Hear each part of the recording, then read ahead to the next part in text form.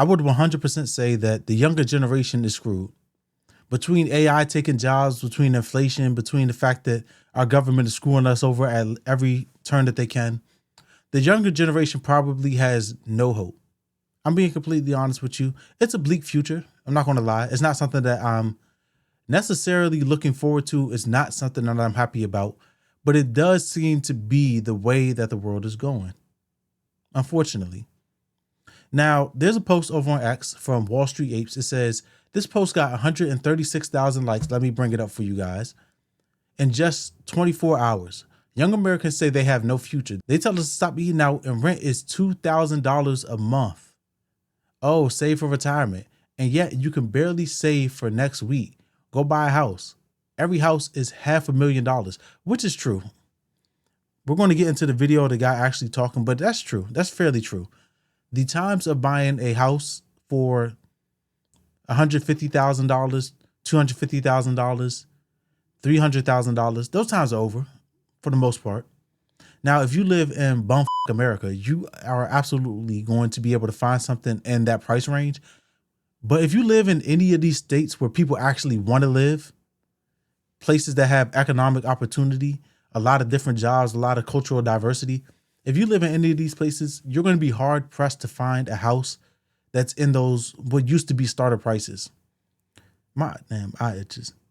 Now, partly because of like inflation and all of this stuff, and partly because like the market just went up. Those houses are not available anymore. You're going to start around about 400,000, like this guy's saying. He says, I'm not asking for a handout. We're asking, let's just get into the video actually. We'll just watch it. We'll let him speak, get the message straight from the horse's mouth. They tell us to stop eating out and rent's $2,000 a month. Oh, save for retirement, and yet you can barely save for next week. Go buy a house. Yep, every house is $500,000, brother. I'm not asking for a handout, man. We're asking for a freaking fair shot at life. Our parents did not work harder than we work right now. They were simply just given a better chance. Their wages covered their lives, their bills, their hobbies, their passions. Our wages barely cover our freaking bills for the month, dude.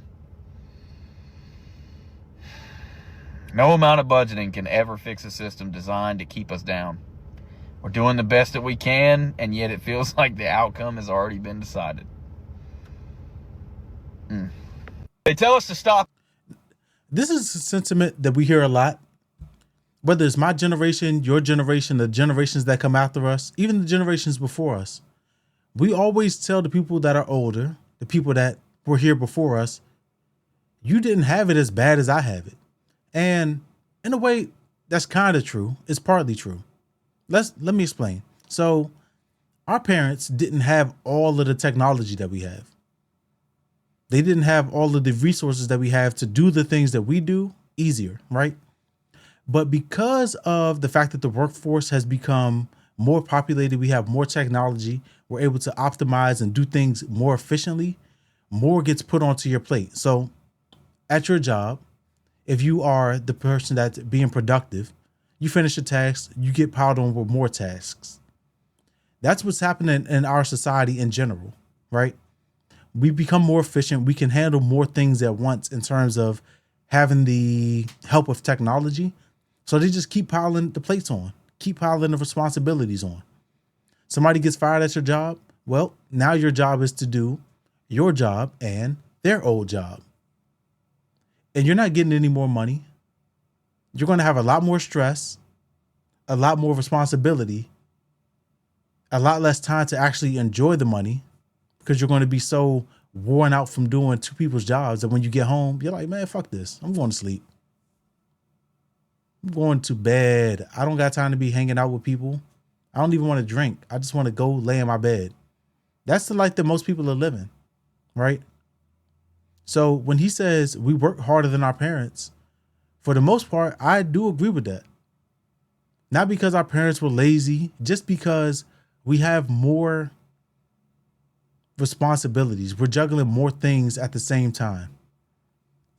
Now, it's a multifaceted issue because you have corporations during the pandemic that were buying up all of the housing because they knew that that was a safe way to store their money. And then they said, oh, wait, if we can just buy up every single house and then sell it to the little man, well, we drove up the markets by being able to limit the housing supply, right? Check this out. Follow it. We bought the housing. We limited the supply. The market goes up, and then we can sell it to them.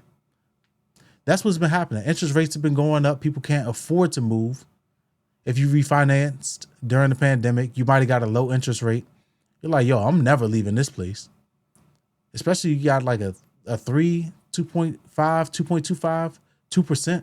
They had sent me something in the mail right after I refinanced. They said, yo, you want to go down to a 1.975? And I did, but I couldn't. I was already in that 6-month window. If you don't own a home, you can only refinance once every 6 months. You can refinance after 6 months, 180 days. So when this guy says stuff is less affordable, we have it harder than our parents, we're not able to move out, he's right. He's 100% right. And people do have a reason to feel the way that they feel, like it's hopeless. Because it doesn't seem like our government is doing anything in the way of actually helping people. So when people talk about what's going on over in the New York mayoral race with Zohran Mamdani, and they say, yo, we might want to try this like socialism thing. We never really tried that. You guys want to try that? Let's just all vote for him and see what happens. I understand what those people are going through. While I don't agree with that type of policy, I do understand why people do that. Because you can either keep playing into the system that we're playing into where most people lose. Not Nvidia, they're worth $4 trillion. Not Facebook. They're paying hundreds of $millions in salary. Not Elon Musk. He's projected to be the first trillionaire by 2027. So those people aren't losing. But the majority of us, about 340 million people in America, most of us are losing. People are tired of it. They're tired of being told, oh, just save your money a little better, budget a little better. Budgeting is 100% important. In my house, we use Every Dollar by Dave Ramsey. So I do understand the importance of budgeting, but if you have a lot of expenses, but a little bit of money, so at some point, budgeting is not going to help you. You have to make more money. Oh, but the jobs are being replaced by AI. Oh, so you can't get a job. You see how like most people in America are going to be chasing their tail? I'm sure that other generations had that problem as well. I'm not saying that we are the first generation, and I'm not saying that we're going to be the last generation.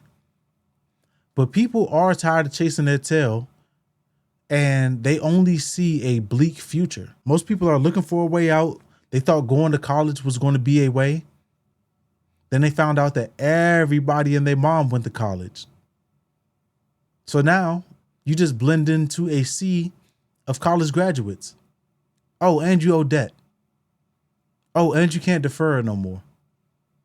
And we're going to send you to collections. There are no other options to turn to. There is nothing to save you.